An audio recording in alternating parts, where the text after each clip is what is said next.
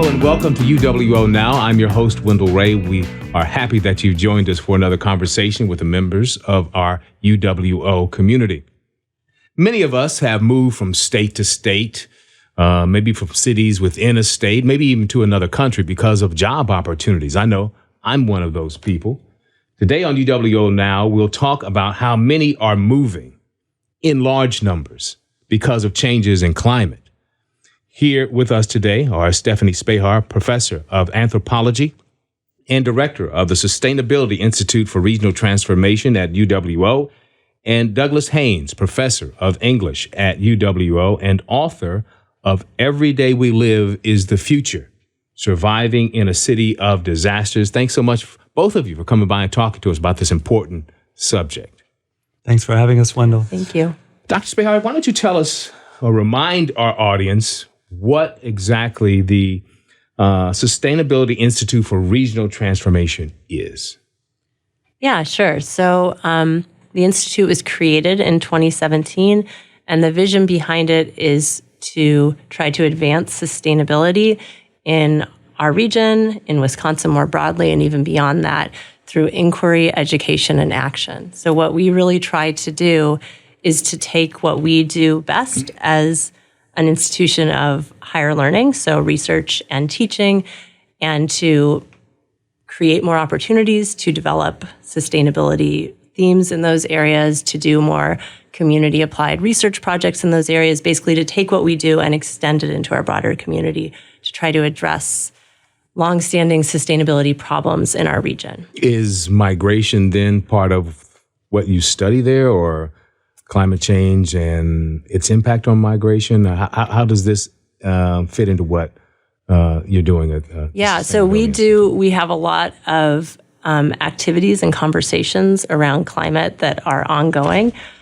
So we are involved in the climate action and resilience planning that our university is currently undertaking to try to figure out how our university is going to respond to the climate crisis and adapt to it.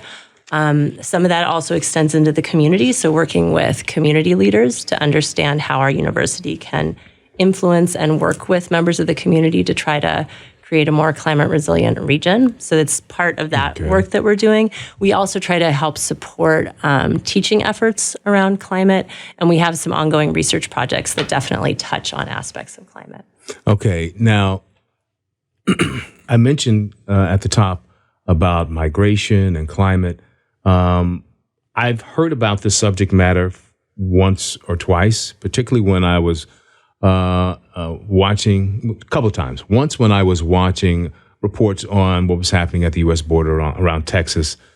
Some reporter mentioned that many of these people were coming here because of issues at home where they just no longer could sustain life. And a lot of it had to do with climate change. I also saw a report of a leader in Africa who was talking about migration issues and the impact of climate on countries in Africa and them not really having a lot to have impacted climate change, but are feeling the brunt of it.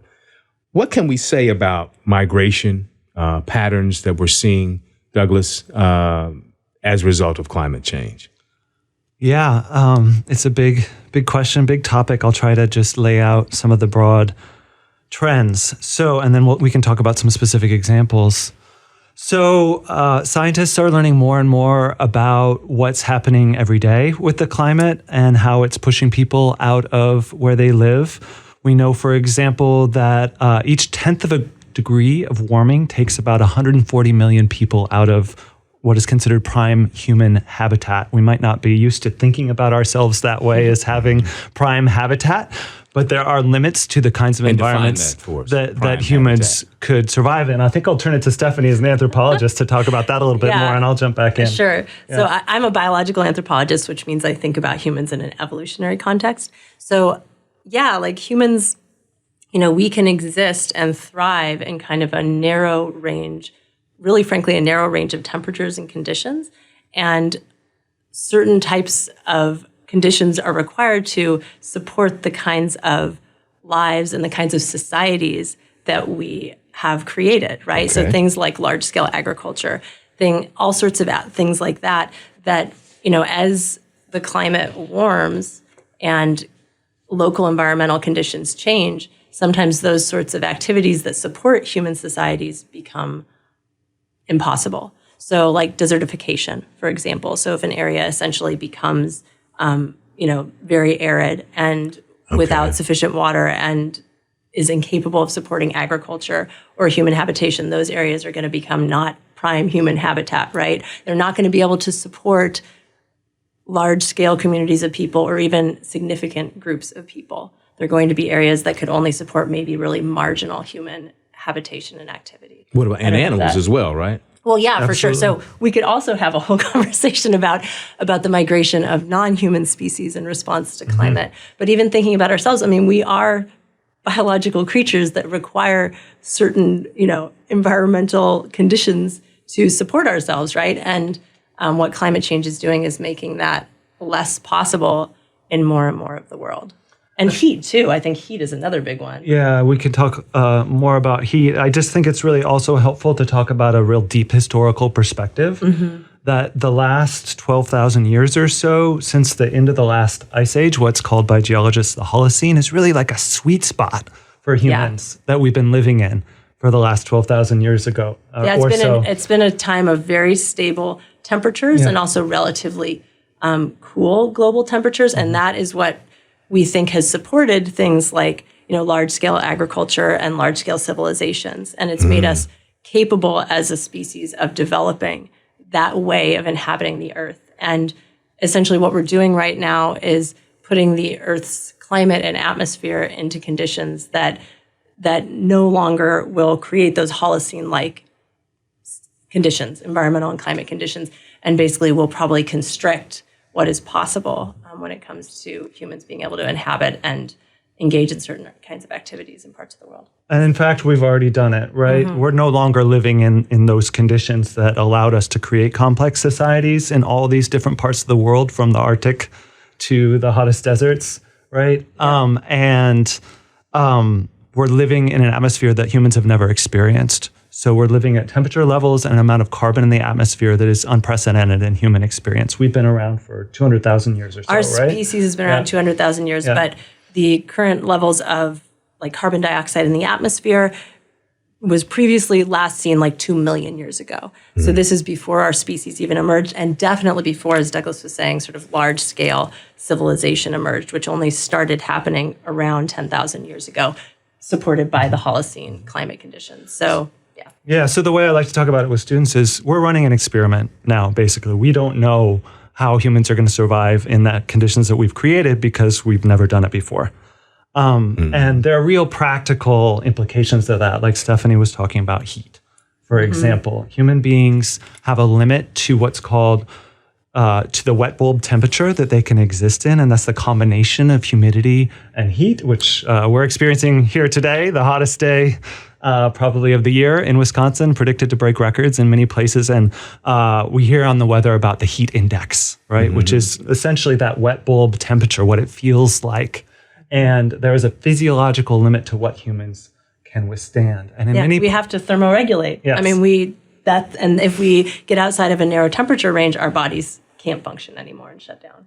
And so we've been hearing in the news already this summer, for example, about the ways temperatures in the Southwest, for example, have been responsible for unprecedented number of heat illnesses and deaths from heat. But of course, that's not just happening in the United States. It's happening all around the world. Yeah. South Asia, Sub-Saharan Africa, as you were talking about, Latin America.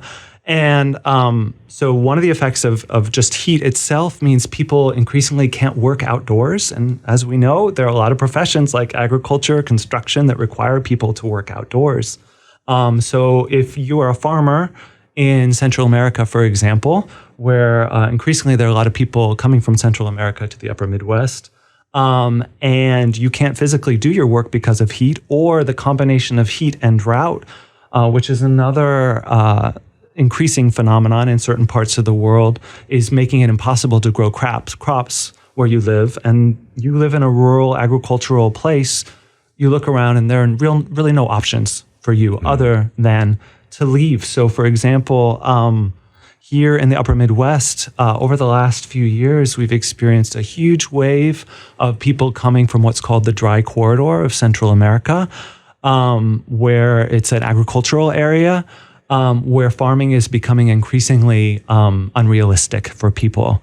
And we have to remember, too, these are farmers who they're not able to go to the bank and get a big loan. These are people who have been farmers, traditionally farmers, always been farmers, generational farmers. Subsistence farmers. And they now can't farm where they live because of changes. Because of changes. Many of them climate related. It's always important to put climate in context and see that it interacts with other forces in a society. Okay. But where you have a society where the climate is changing so rapidly, or conditions where the climate is changing so rapidly, and nothing else to fall back on economically, people have no choice but to leave. So we have, for example, a lot of Nicaraguans, Hondurans, coming to the upper Midwest, many of them finding their way to dairy farms here in Wisconsin, who are leaving in particular from this area of northern Nicaragua and Honduras, southern Honduras, what's called the dry corridor, where farming is no longer really tenable anymore. Wow. Okay. Didn't know that. You're listening to UWO Now. I'm Wendell Ray, and we're talking about human and maybe a little later non-human migration resulting from climate change. Our guests are Stephanie Spehar and Douglas Haynes. What have we seen? How much of an impact of climate change are we seeing? I mean, we see the pictures on the border along Texas, but I don't think many people realize, Douglas, that here in the upper Midwest, in Wisconsin, we're also seeing migration as a result of climate change. And you mentioned the dairy industry here in Wisconsin. Tell us a little bit more about what you're seeing. Yeah, the dairy industry relies almost entirely on immigrant labor to milk the cows, to move the manure around, to manage dairy farms. And that has always been the case? That has not always been the case. It's increasingly become the case as small family dairy farms have gone out of business over the last couple of decades. Okay.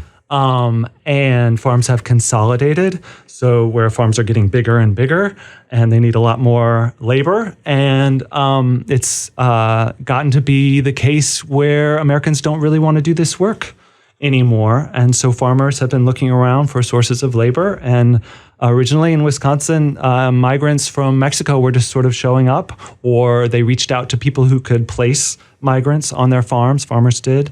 And that's kind of how this phenomenon started. And most of these folks are undocumented. Farmers will not tell you that per se. They'll say they check their papers, and I'm not blaming farmers here. But it's a well-known fact. ProPublica, the news organization, has been doing some great reporting on this recently, actually, in a series called America's Dairyland. And the industry is really relying now on these folks.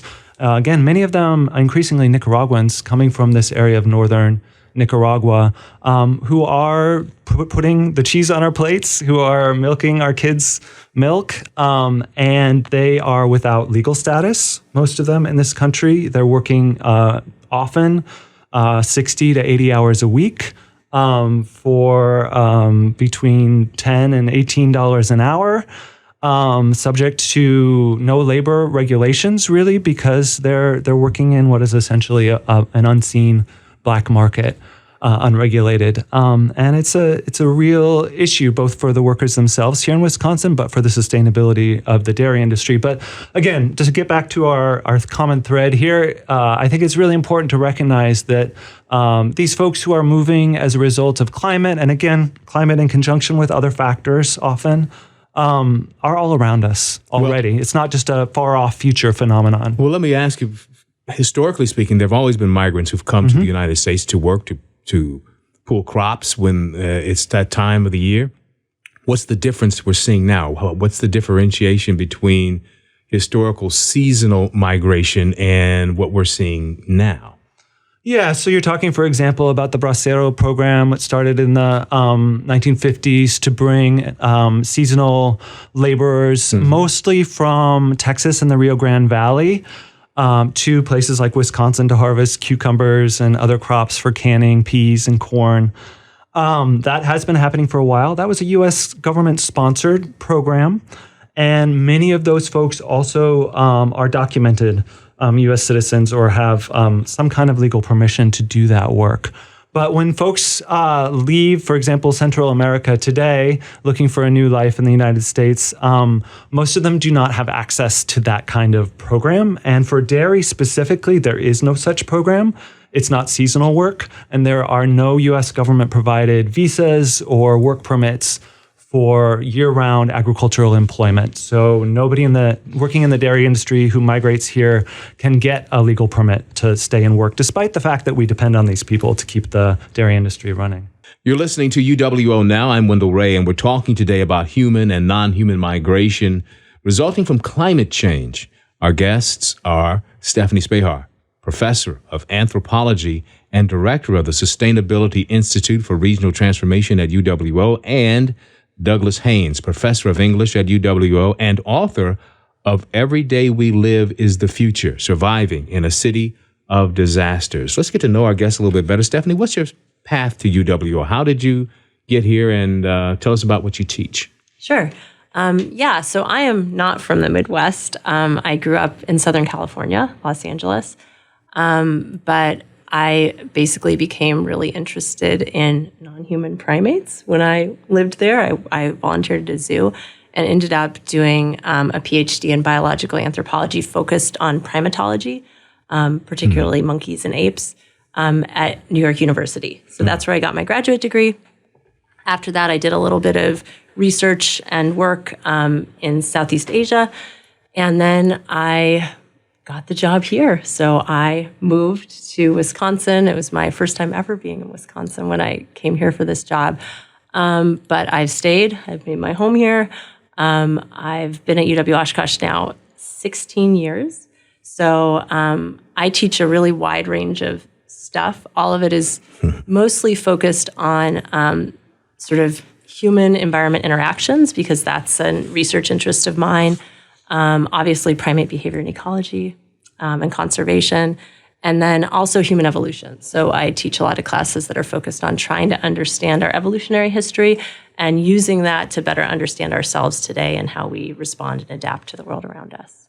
And Douglas, you have authored a book. You teach in the English department as well, but you've also authored a book that's very closely related to our subject matter here today. Every Day We Live is the Future, Surviving in a City of Disasters. Tell us about your book, and then how you got interested, or how you got on this path, so to speak, of being conscious of our environment and its impact on the human condition. Yeah. So I've always taught what's in the field of what's called environmental humanities, in addition to teaching writing courses, and I teach in the environmental studies program here as well. And my work as a writer, I'm a nonfiction writer. I do what's called literary journalism or narrative nonfiction, and I really try to tell people's stories, true stories, but from the bottom up. I'm interested in these big issues like climate and migration, for example, but telling them through the lived experiences of individuals and families and communities.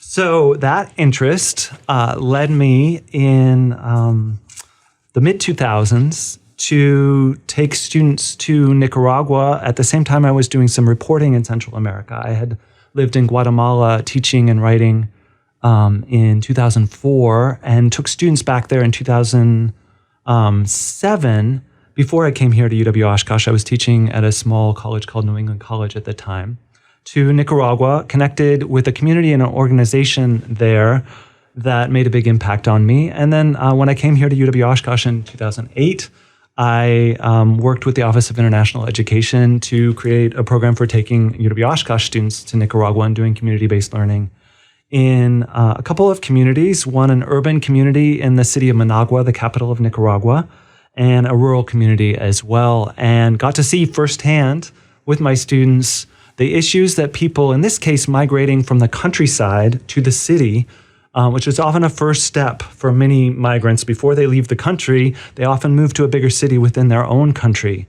And I got to see firsthand how people go about uprooting, why they uproot, and how they try to survive in a new place. And in this case, a low-income settlement kind of on the fringes of Managua, which is a city of about 2 million people that looks a lot like the low-income informal settlements. Some people call them shanty towns or squatter settlements that are on the fringes of cities all over the world.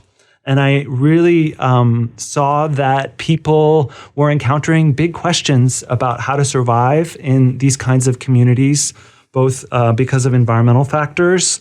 Flooding was becoming a big issue for the people I was observing there and talking to, and trying to find a way to make a living in what's called the informal economy, trying to invent a job for themselves. So again, something that's happening all around the world. So I decided to just kind of hunker down there as much as I could and went back and forth for a period of about 5 years, interviewing and reporting and following around a couple of families in particular to tell their story of how they migrated from the countryside to the city and how they went about making a living there in the intersection of these forces of urbanization, the climate crisis, and inequality, like being at the bottom of society and trying to find a way out of poverty. So the book really tells these two families' stories of those big issues. You mentioned earlier the corridor in Nicaragua and another country. So we're talking about Central America. Yep. We also know that there's an issue in many countries in Africa where they are feeling the brunt of a changing climate, not being able to sustain, many nations having issues with migration because people can't grow crops anymore. Animals, there's no water to feed and animals that they may use in farming. So we know that this is a global issue, but are we just seeing here in the United States and elsewhere just the beginning of this issue? Or are we talking about, this is what we're going to see for a while, or is it going to get worse? What do you think? Well, I just read an article based in scientific research that said that we're on track to push 1/3 of humanity out of its most livable environment, that by late this century, 3 to 6 billion people could be trapped outside of what are really considered livable human habitats. Bill McKibben, the author, writes a lot about climate change, talks about how we're shrinking the playing field or shrinking the board game of the human civilization and our ability to create human societies. So this is happening now. We hear in the news, probably not as much as we should, about boats of migrants sinking in the Mediterranean all the time, people fleeing Africa in unlivable situations there. Again, and it's important to remember, climate is one factor for people, politics and economics are other factors, but all those are intertwined, right? And it's happening, as you were talking about, here at the U.S. border as well. Yeah, well, and I think that something to remember, too, with the issue of climate migration is that it affects the people who are already most vulnerable, right? And have the fewest resources and sort of capacities to respond to changes that are happening. And it's a very large-scale problem. So recent estimates suggest that up to over 1 billion people could be displaced due to climate change-induced changes. Displaced, meaning they have to migrate. They've got to leave. And that, some of that needing to leave, it isn't necessarily like that their environment they were living in becomes a desert, but perhaps it becomes so precarious for them to survive there that they are forced into a position economically, socially, whatever, that they have to go find somewhere new to live. So when we're talking about 1.2 billion people moving, having to find somewhere new to live, crossing borders, right? We're talking about a very large-scale problem that societally, nationally, we are not really equipped to deal with. Like, how do we deal with the questions of citizenship that will come up? How do we deal with sort of the responses of people in the countries that those migrants are moving to those kind of large-scale movements of people? And we're already seeing some of those responses. Like Douglas was saying, this isn't a future problem, it's like a now problem.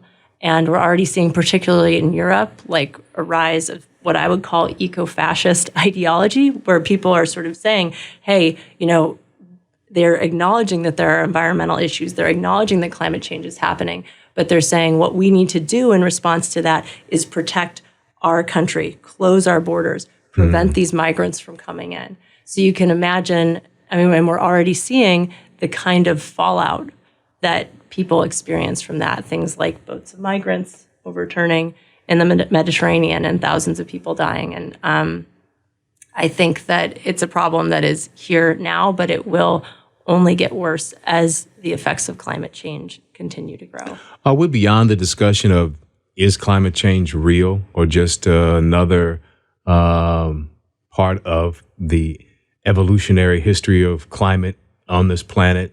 Are we now, is there still a lot of debate about this is a thing? So there's no reasonable debate about that. The scientific evidence is really so strong that it is happening and it is human caused, and that there's very strong consensus around that. I think what we're seeing, though, are shifts in how powerful interests are responding to those realities in terms of the kinds of denial that they are employing. So I think 10 years ago, 15 years ago, 20 years ago, the denial that you would hear from fossil fuel companies, from politicians, would be climate change isn't happening, or if it is happening, it's not human caused. Now what we're seeing is a shift in tactics where people are starting to sort of use other arguments to try to stall certain types of action on climate change. So arguments about, what kind of shifts to different energy sources are viable or feasible. Arguments about, that's, making the shift to renewables is not economically reasonable in this kind of time frame. They're shifting to sort of different tactics to stall those changes that would, frankly, reduce their political and economic power, and that's why they want to stall them. But I guess the larger point I'm making is that there are still those sort of, I don't know, what would you call it, Douglas? Like disinformation. Thank you. And there's still that out there, but the tactics have shifted because, frankly, it's really no longer viable to maintain a position that climate change isn't happening. I think that's becoming less and less common because it's just less and less feasible for people to make that argument. But I don't know if you have more to say on that, Douglas. Yeah, and in fact, it's ramping up in a lot of ways, the disinformation campaigns.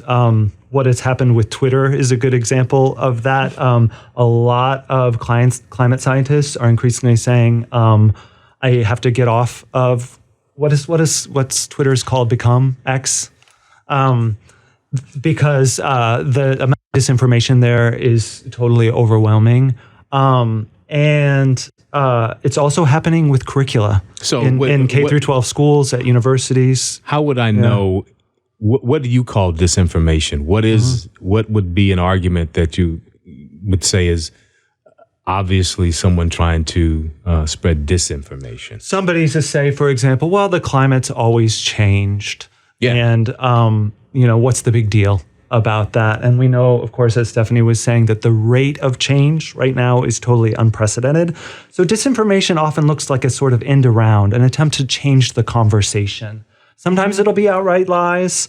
Like there was a speaker on campus last year who outright said we can't measure global temperature, which is just not true. But again, that's a shift. It's a way to change the conversation from kind of the things we've been talking about, which are how do we adapt to these changes that are massive, and just sort of say we don't need to adapt to it because, as Stephanie said, powerful interests aren't interested in adapting and having us give up fossil fuels. Okay, so let's talk more about this issue of disinformation and whether or not there's been shifts in climate change that would happen normally. As I think there have been times in the Earth's history where there have been changes in weather, temperature, so forth and so on. And that is what some would argue is happening now, not some sort of man-induced climate change. But you're saying now that argument is kind of fading, and more people are trying to say other things to take your eye off the ball, so to speak. Yeah. Yes. Okay. Yes. All right. So how would I know? How does the regular person out there listen? Just everyday Joe or Jane who's going about their business know how to decipher what's real and what's not? That's a really good question. I think it can be really hard to know. And I think that's one of the things that we try to help people learn to do at this university, right, is how do you evaluate sources of information so that you can feel as confident as you can that that information is accurate and true. And I think, to me, one of the key things to think about is what is the source? Where is that information coming from? Who's funding it, right? Who are the people sort of behind that publication or that website, wherever it is that you got that information? And that's something to really look at critically and to think about as you consider how reliable is that information. And I'm sure you have more to say on this, Douglas.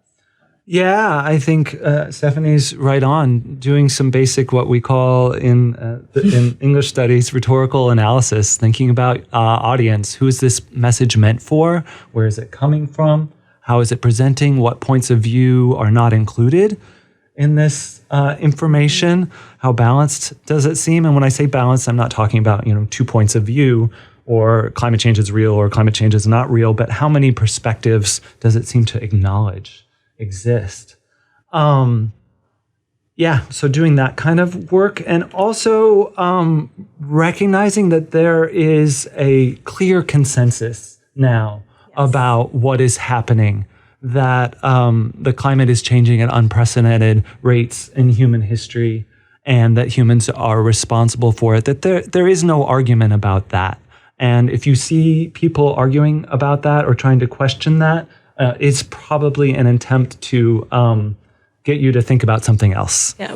One thing I'd say on that subject, so the Intergovernmental Panel on Climate Change is really the international gold standard when it comes to climate information and to, advising about what to do about climate change. And what is that? So the Intergovernmental Panel on Climate Change is a group of hundreds of scientists from around the world who come together regularly to assess the state of the global climate and to also put together reports on making recommendations for policymakers on how to adapt. And so these are experts from around the world who come together and come to a consensus about these issues. And you can go on their website and see all their reports, and you can see exactly what they say about how the climate is changing, all the data, all the information. It can be a little overwhelming if you're not a scientist, but they do have summaries for people who are non-experts. But the consensus among those folks, as well as other associated people and groups, is that this is happening. And then there's maybe 1 or 2 or 3 loud voices who say it's not. And that's what I would urge people to consider. When you have a consensus of the world's experts saying one thing, and then you have 2 or 3 people who probably do not have deep expertise saying something else, I think you can use your powers of critical thinking to assess what is likely to be true in that situation. And we've been talking about human migration, but what has been the impact on non-humans in terms of climate change? Really quickly, as we start to wrap things up, how are we seeing species affected by this? So non-human species are definitely affected, just like humans. They have sort of a range of environmental conditions they can exist in that they're adapted to deal with. And as those conditions shift, and so that can be things like rainfall patterns, that can be things like the length of seasons, that can be things like the length of time that different foods are available, right? Things like that. Those species, certain areas they're not going to be able to survive in them. And one of the things that Douglas brought up earlier is the rate of change. So one of the reasons we know that climate change happening now is different than climate change that has happened in the Earth's history is how rapidly our climate is changing, right? And so the rate of change is so great that those species, they're not humans, right? They can't adapt culturally in the way that we can, where we can change our behaviors relatively quickly. They don't have that capacity. They have evolved responses, right? They have instinctual responses most of the time. Some species have a certain amount of behavioral flexibility. But basically, the environmental conditions change to the point where they can't adapt to them. They either have to move or they die. And there are many, and think about the world now, right? With humans having sort of chopped up the world's habitats, with our roads and our places that we live and our cities and all that, their ability to move is really, really diminished. So in many cases, species simply can't move and they disappear from an area because they can't survive in it. And we're seeing that already with lots of different species. We're seeing things like, for example, northward shifts. This is just one example. Northward shifts of tree species. I mean, right? In here in the Midwest. Oh, really? So, and this has been well documented. I mean, there's, for example, efforts in the city of Chicago to start planting species that used to be found way further south, but now the climate has shifted so much that the climate zones in which tree species are adapted to those zones, those are further north. So in Chicago, there's efforts to plant all sorts of other trees that wouldn't have existed there 30 years ago. And to bring it close to home, here in Wisconsin, for example, maple syrup is a big product. There are many estimates that say that maple trees or sugar maple trees are no longer going to be able to survive in most of Wisconsin over the next half a century or so. So that's a human impact of the ways that the changing climate impacts non-human species as well. And there are so many more stories like that as well. But yeah, if you can't move, then you're stuck basically with a real difficult situation. And we really thought it was important to bring that up with people, just to bring it back around to our starting point as well. And remember that there are many populations of people that live on islands around the world that are rapidly disappearing under rising seas. And that's going to be a real big human rights issue that we're going to be hearing about a lot, as well as island nations, particularly in the Pacific, but all around the world, start disappearing. What happens when your whole country disappears? Where do you go? What rights do you have? What happens to your culture? What happens to your citizenship? Yeah. Where do those nations exist if the physical place where they were rooted is literally gone? Tough questions, serious questions. And maybe we'll have you back on to help us address some of those on another episode. We want to thank you so much for coming by and talking to us today. It's been really good and enlightening information. Thanks so much to both of you for coming by and talking to us today. Thanks for having us. Thank you. Thanks everyone for listening to UWO Now. Remember to catch the latest episode of UWO Now. Go to our website, wrst.org. You can also watch us on the UWO YouTube page. I'm Wendell Ray. Thanks so much for listening.